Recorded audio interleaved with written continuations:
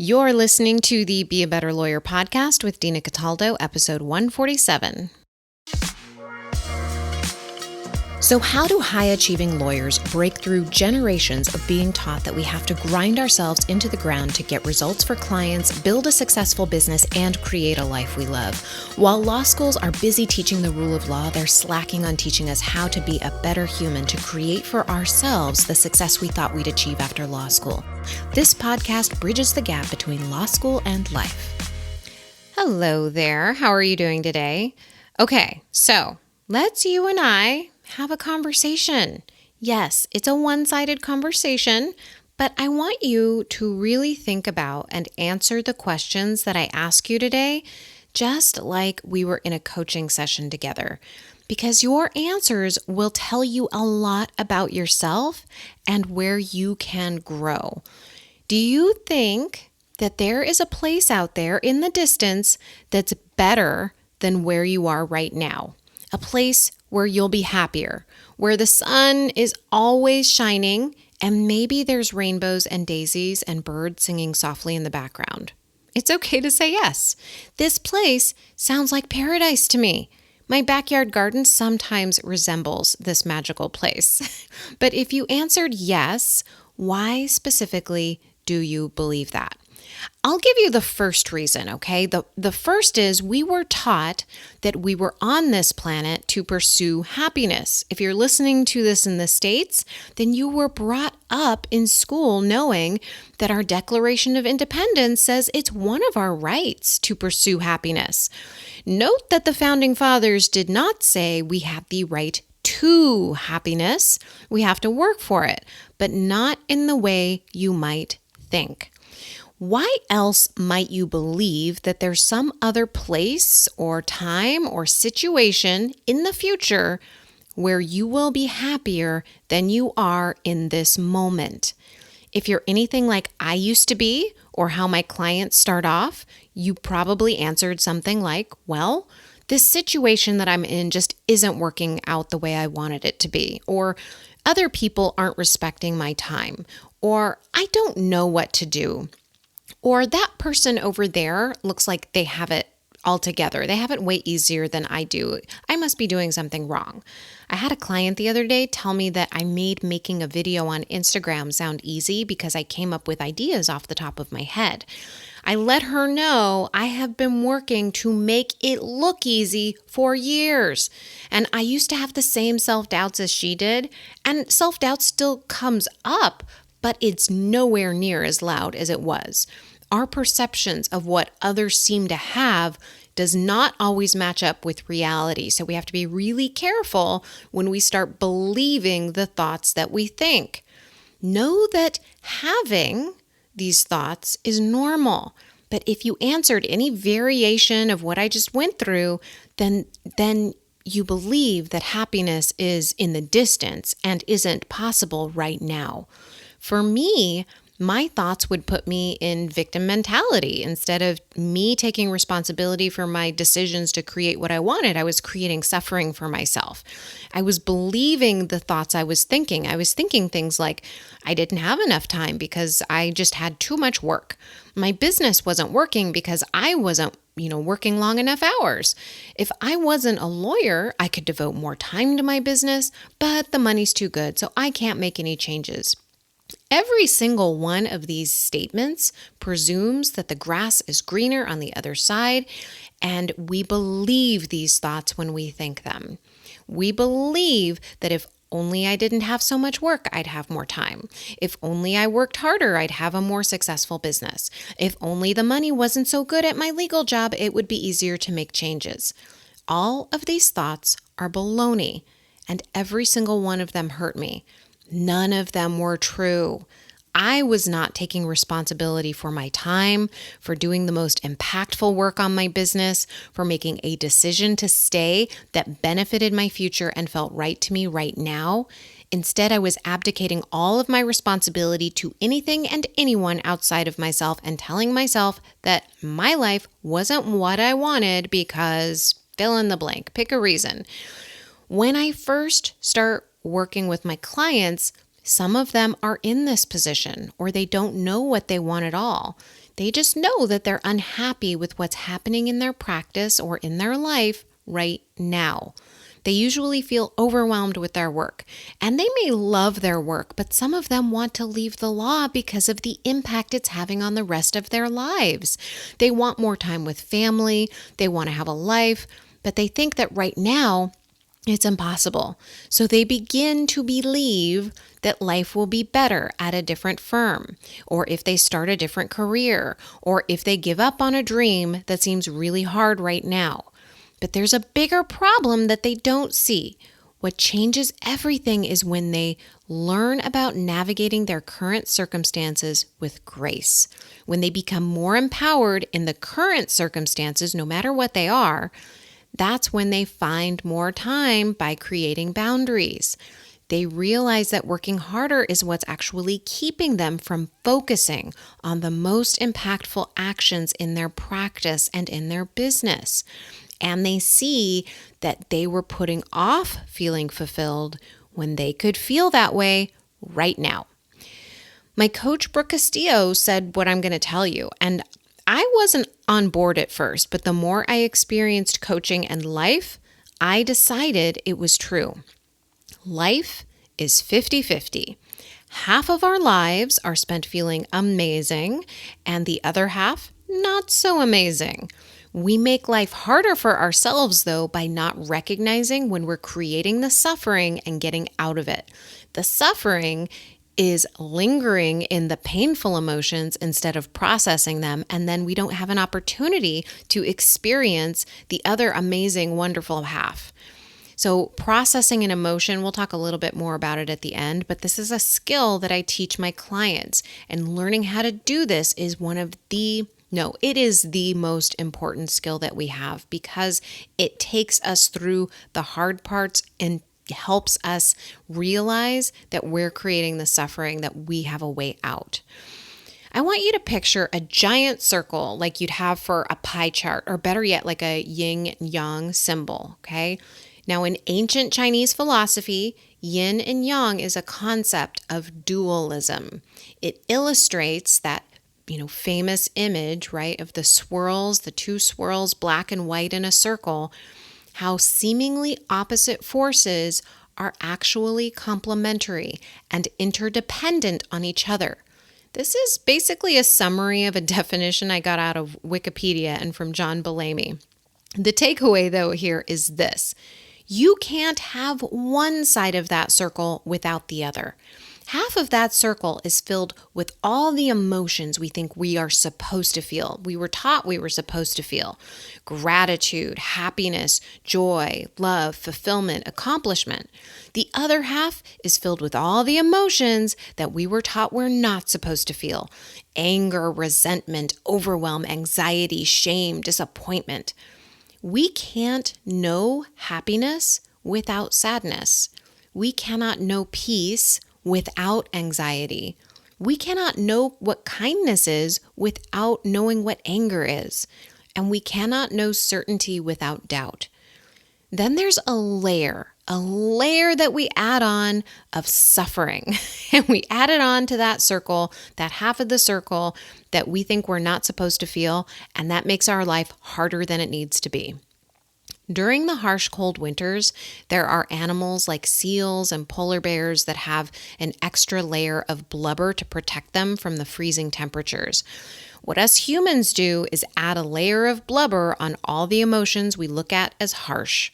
We add a layer of blubber on half of the circle I just described that holds all the feelings we think we're not supposed to have.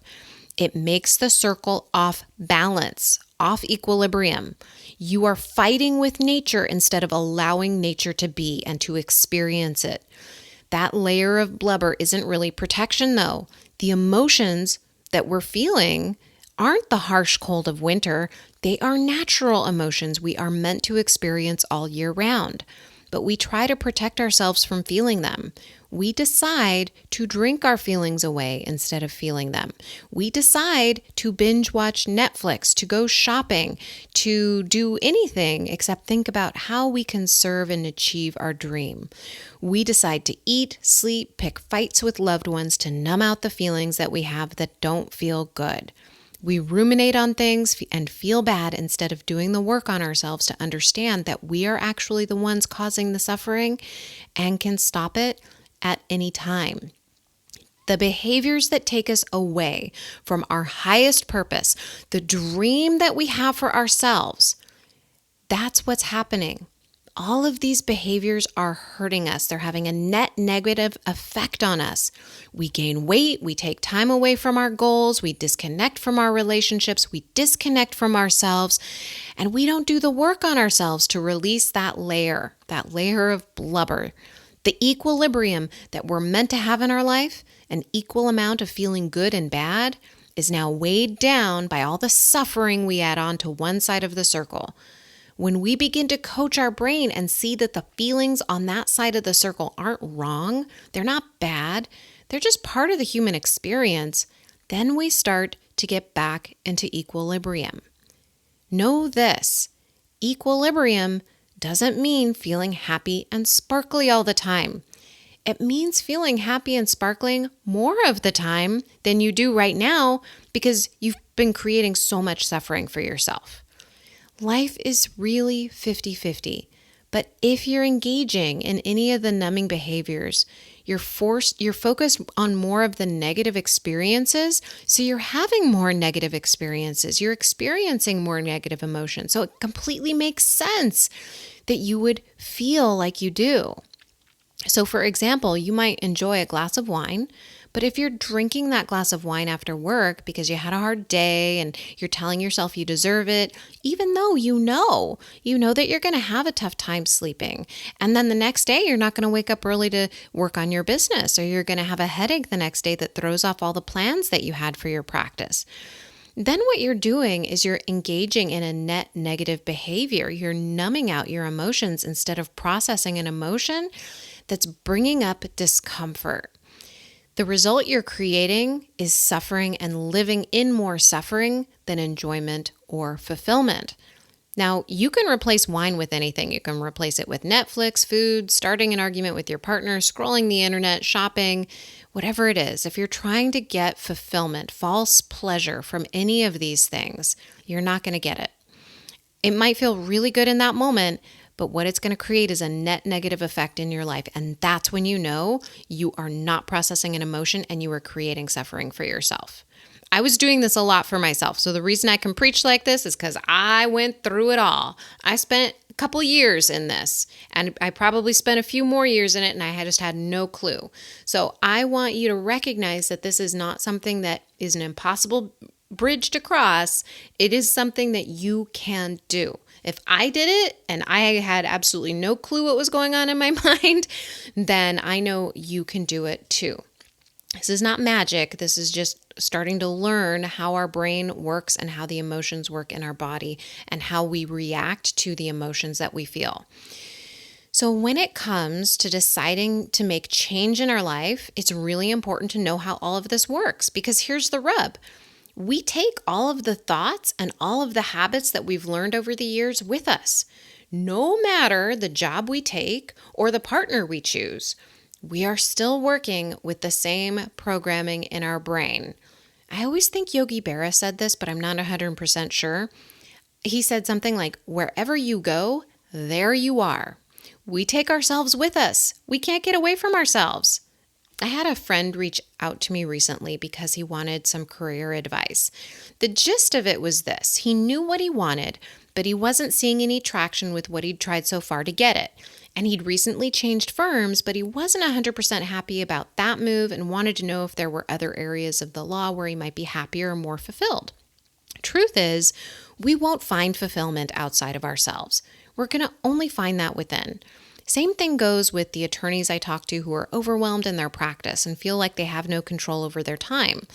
If we're not learning how to respect our time now, we're not going to respect it in any other position we take on.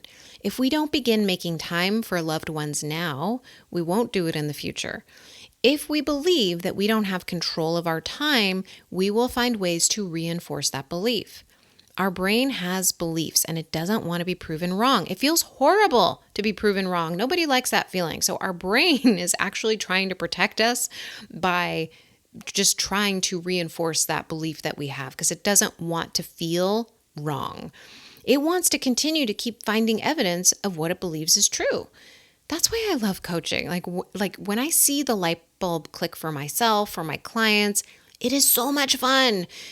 Our beliefs are a choice. Our thoughts are a choice. And when we change the thoughts creating the suffering, then we release it and we get back to equilibrium.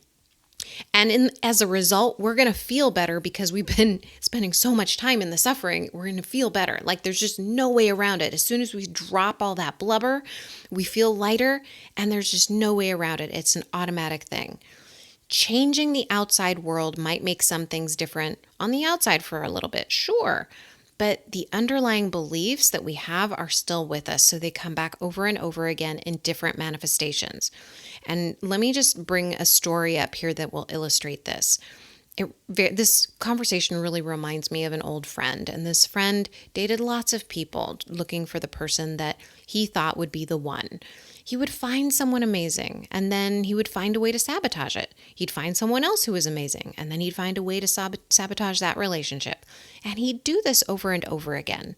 Not because he was a bad person, but he had an underlying belief. One was that he wasn't worthy of love, and the other was that the other person would eventually hurt him. And if we believe we're unworthy of love and that the other person will break our heart, we're not going to nurture love or take risks. Our brain is going to try to protect us. We're going to find ways to reinforce the belief that we have with our actions and prevent ourselves from finding real love. That's why he kept sabotaging his relationships. His brain kept looking for evidence in each of these relationships that the other person didn't really love him and that they would hurt him. Our thoughts create the suffering. When we understand this, then we can start working on how to change those thoughts. It's not the circumstances that we need to change. It doesn't matter how many relationships you get into, how many jobs you have. If you could skip over and over and over again, you can move to a dozen different places, and wherever you are, that's where you are, right? You are always going to be there. One of my clients came to me super overwhelmed with her legal practice. And when she started to see that it was her thoughts that created the overwhelm, that it really wasn't that she had too much to do, she started to create more time for herself to do more of what she wanted to do in her practice. That's the kind of magic that we're capable of when we get awareness of our thoughts. We stop wasting time in the suffering and we start creating the time to pursue what's most important to us. We learn how to process the emotions that we deem not amazing. I don't want to call them bad because they're normal. And we realize that feeling them isn't going to kill us. Processing, by the way, just does not mean pushing them down or covering them up with a happy thought. It means saying to yourself, bring it to me, and feeling the feeling completely. Like that's when COVID was hitting, right? I noticed that I had some anxiety for the first time, like real anxiety. And I just said, bring it, just bring it. And I let like those emotions just rush through my body and felt it and sat with it. And the empowerment and the trust for ourselves that we get from sitting in that discomfort, knowing that we can sit there and feel it and we're not going to die and nothing bad's going to happen, and not react, not try to numb out, but just experience the human experience. Like that to me is amazing. To me, owning the human experience is true happiness. If we're pursuing happiness, that's what it is. Living in all the messy and amazing and magical and weird. That is what I'm here for. Okay? I hope you're here for it too, because this is an amazing gift that we have to be here in the human experience. And why would we have these emotions except to use them to our advantage in the experience that we are having as humans, rather than numbing them out, rather than ignoring them or pushing them away? This is something we are meant to have. We would not have them if we were not meant to have them, right? They are there for a reason. So really use this podcast as a way of starting to reconnect with yourself. Okay, so that's pretty much the wrap up for this podcast, but I wanted to talk to you for a second. I want to talk to you about a mission I have. I have a mission. I want this to be the #1 podcast for lawyers. I know that it's benefiting a lot of you because I get emails and messages from you on Instagram. And thank you so much for those of you who've taken the time to reach out. It makes my day. It's amazing. If you're getting a benefit from these podcasts, I want to ask you a favor. Spread the word about this podcast. Let your friends know. Post about it on Instagram and tag me at Dina.Cataldo. Give me a 5-star review on Apple Podcasts. And if you're really a fan, like if you are really into this, leave me a review letting me know how this podcast has helped you. All of this is going to go a long way to making sure these messages that you get to hear every single week gets to the ears of more lawyers, because this message really will change the fabric of the legal profession as we know it. The more lawyers who understand their minds, the bigger impact we're going to have on the generations of lawyers who follow in our footsteps. This is how change is made. If we are talking about how older generations are not catching up with what is happening, if we are still living in the same habits, the whole old mindsets of, old big law firms, then we have the opportunity to change things here. Thank you so much for listening, and I will talk to you soon. Bye. If you are ready to do the life-changing work we talk about in this podcast, book a call with me. I can help you build the confidence, create the strategies, and make the change you need to build your practice, take on something new, or perform at your best in your current practice. You can book a call at DinaCataldo.com.